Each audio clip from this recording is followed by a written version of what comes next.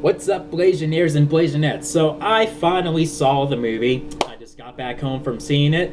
And before I get started, there's gonna be spoilers, so I know this is like the night before opening day, so you best hold off on watching this video until you see the movie for yourselves if you really want to see the movie.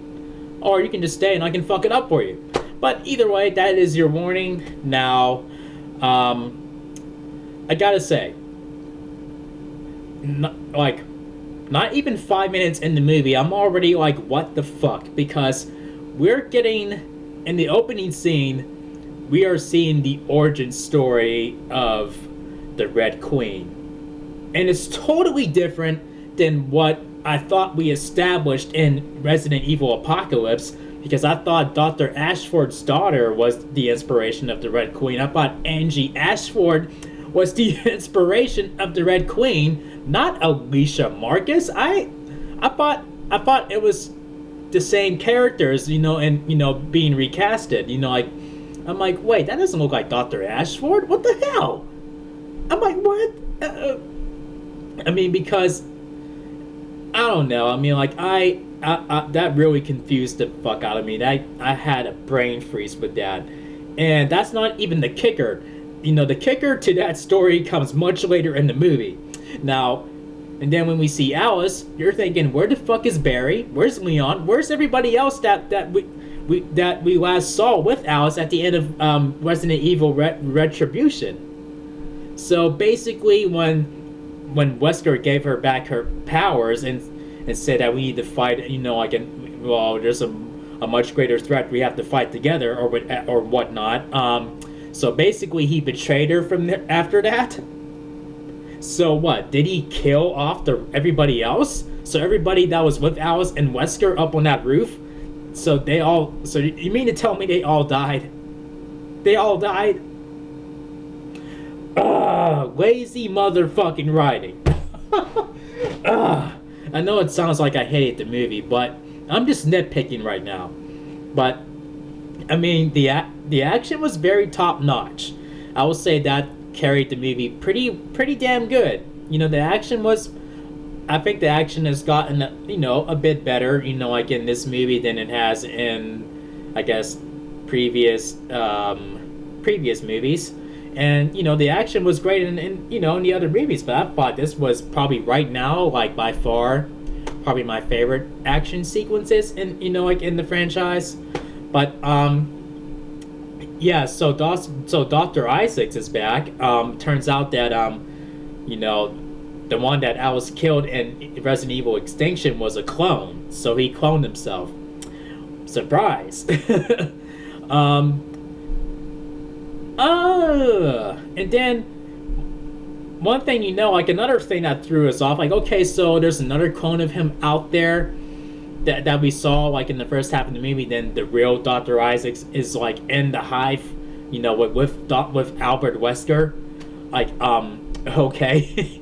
And what cracks me up is that Wesker is in the hive, basically waiting for Alice, or he's throwing all these attacks to keep Alice away, to prevent Alice from getting into the hive.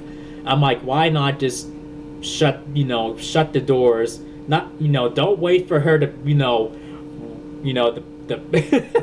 to fight her way through your other attempts to keep her away or to kill her.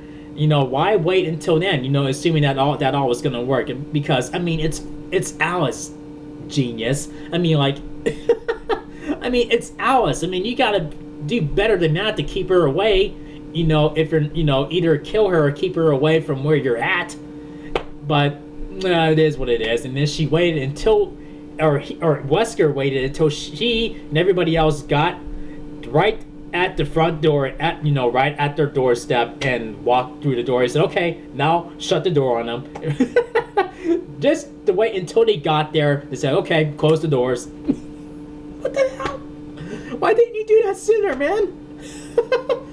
But and also, there were some cool little nods to the first movie, like when she's back in the hive, she remembers when she was in, in certain rooms with the other with characters from the first movie, like Rain and everybody else, and all the other Umbrella employees and stuff like that. And another thing, like I had to jump right to the third act. So here's the curveball I mentioned early on in this review. So basically, we find out that not only is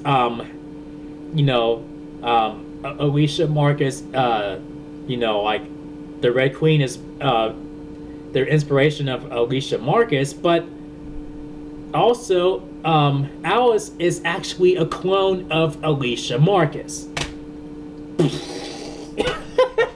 So they're all connected to the Red Queen. So basically, the Red Queen and Alice have a connection. So they're basically, like clones of, or the Red Queen is who Alicia once was as a child, and Alice is who she could have been if she wasn't infected with, that illness that she had and had the T virus or whatever.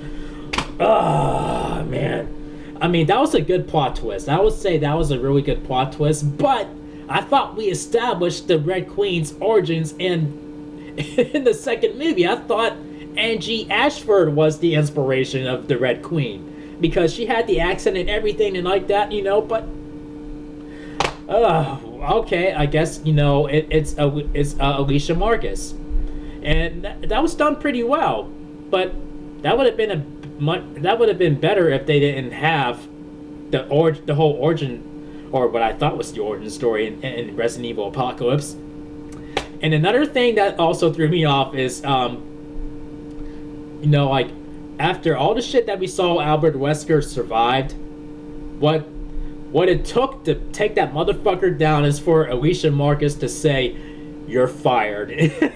Like on Robocop, in the first Robocop movie, like where the old man says to Dick, when he tells Dick Jones that he's fired, and basically that gives Robocop the okay to kill him. So that's what so basically that's what it was like for I guess for anybody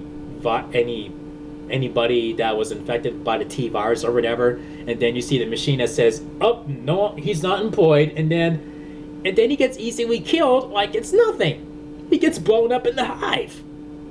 Like never mind.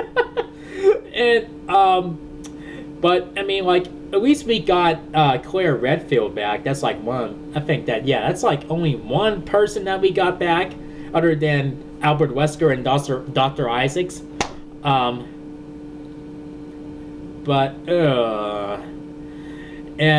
then the whole mission for Alice is to get to the hive within 48 hours to receive this antivirus that's gonna kill off every living, any Umbrella creation, any zombies, mutants, experiments, even Alice, or whatever, or whatnot. And then so Alice finally does it, and we're thinking that, okay, this is the last movie, so she's gonna die. And then we're under that assumption, because when she released the antivirus, I thought the zombies were gonna chomp down on her before it went into effect, but they all fell down before they can get to her. And then she fell down too, and I'm like, okay, so I guess she's dead. Oh, okay, so she's not. So it didn't kill her, and then she goes, and then she rides off into the sunset, and then some Umbrella experiment creatures are going after her. I mean, shouldn't the antivirus be in, like, shouldn't that be like airborne? Like, shouldn't that have killed, those flying creatures? Wouldn't they have just fallen down as soon as they, it went in the air? Like, I don't know. I guess they didn't want a cliche ending, like a too happy cliche ending to the franchise. I guess they wanted to have a little something there, to be like, like a little bit of epicness, I guess. But yeah, I mean, this movie does have some serious flaws. It definitely does. And it could have been better. I was under the assumption that some that Barry and Leon and them were gonna fight by Alice's side and make it through like a good chunk of this movie, but they're dead apparently. I guess that was never even explained. All we know is that Albert Wesker betrayed Alice after he gave her powers back, and then there you go. And then here's this movie. But I mean, I do love the plot twist of like finding out who Alice really is, and how she's connected to the Red Queen. I mean, I do like that. Even though that was already established in the second movie, but and they changed it. I'm like, whatever. But still, it was still pretty good. But so yeah, I mean, like, so it was a pretty, like, despite its flaws, it was a pretty decent conclusion to the series. And with that all being said, I gotta say, with the flaws that I dropped, this has to get 3.5 chairspins out of 5. 1, 2, 3.5 chairspins. So, feel free to tell me if you felt this was the, if you feel this was the great send-off, they couldn't have done this any other way, or do you think, like, yeah, are you right there with me, where you're saying, yeah, they could have done more with this, they could have done more with it, they could have Leon and everybody else in there, but I know, like, at least a couple of actors who are playing their roles are probably busy with other stuff, but still, man. But I mean, like, I would probably watch it again, and I probably would understand something better that I may have missed. Oh, and also, like, when like, I guess the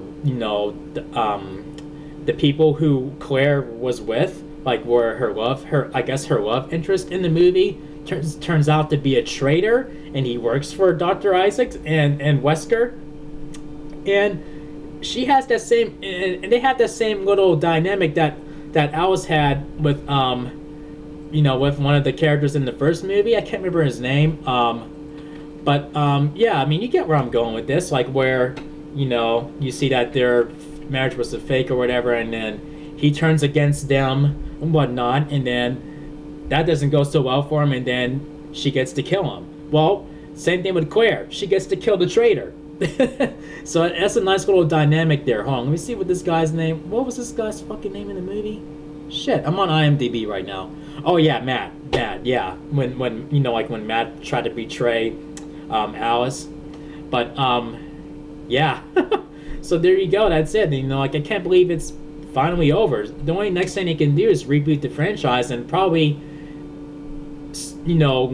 try to stay more true to the video game material that it's based off of, like, where we get more Chris Redfield and more Jill Valentine, etc., etc., etc., and get fucking Tyrant in the reboot. I mean, please, that's all I ask. Get Tyrant in the reboot. I mean, I love Alice, and Mila Jovovich is she's always, it's always nice to look at her, kicking zombie ass and and mutant ass, but yeah, I'm ready to start. I'm ready for a fresh start, like with Chris Redfield, more video game characters, I mean, Alice, she did contribute a lot to this franchise, but that was her story, so it's time to follow, Jill, Chris, all of those guys, you know what I mean? So yeah, feel free to tell me what you think of this movie franchise as a whole, and do you think this was a perfect send-off, or do you think it could have been done better? I don't know. Share your thoughts in the comment section, and if you guys enjoyed my review on this movie, make sure you thumb up the video, and make sure you click subscribe if you're a newbie to the channel. Thank you for watching, and I'll see you guys in the next video. Peace out, y'all.